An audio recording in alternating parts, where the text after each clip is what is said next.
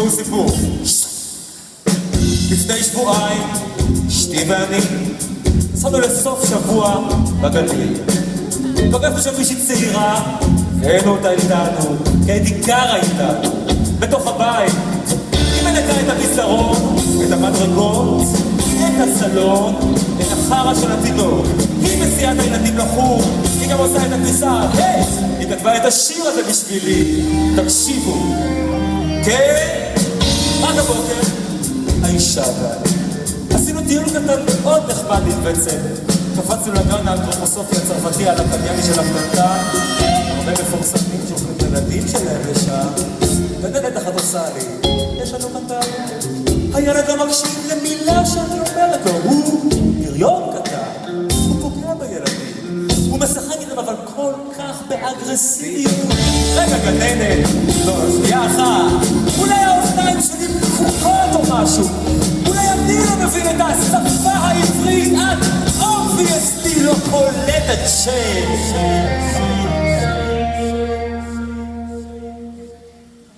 החיים שלי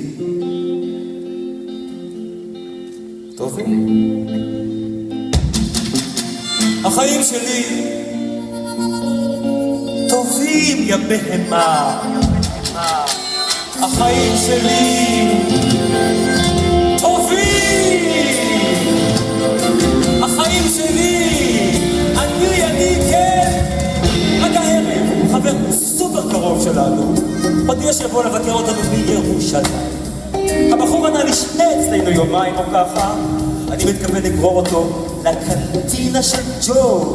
אני הולך להרכב לו חוק טוב באמת, אין לו מזה איפה שאין דברים. אגב, אשתו של הבחור הזה היא כזה דבר קטן, חום וחמוד. אולי אני אפילו אתן לה איזה ניקנוקי או שניים. מה את אומרת על זה? גננת!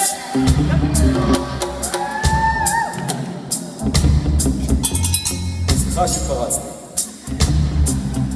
תספר לך סיפור קטן. ואין משהו. רק בבוקר, האישה ואני עשינו טיול קטן לפרויקט מאוד יוקרתי הנח על חופי תל ברוך. בדיוק, פרויקט השיא אין סל, איפה שחבר די קרוב אפשר להגיד, מחזיק במקרה את קומת הפנטהאוז.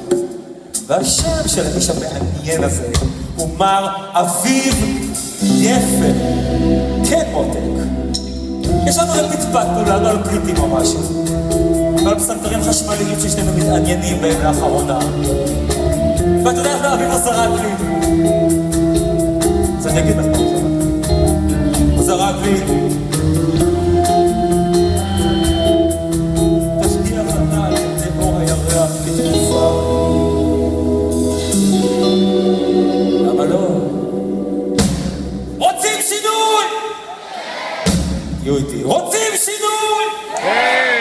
זה לא מספיק חזק. רוצים שינוי!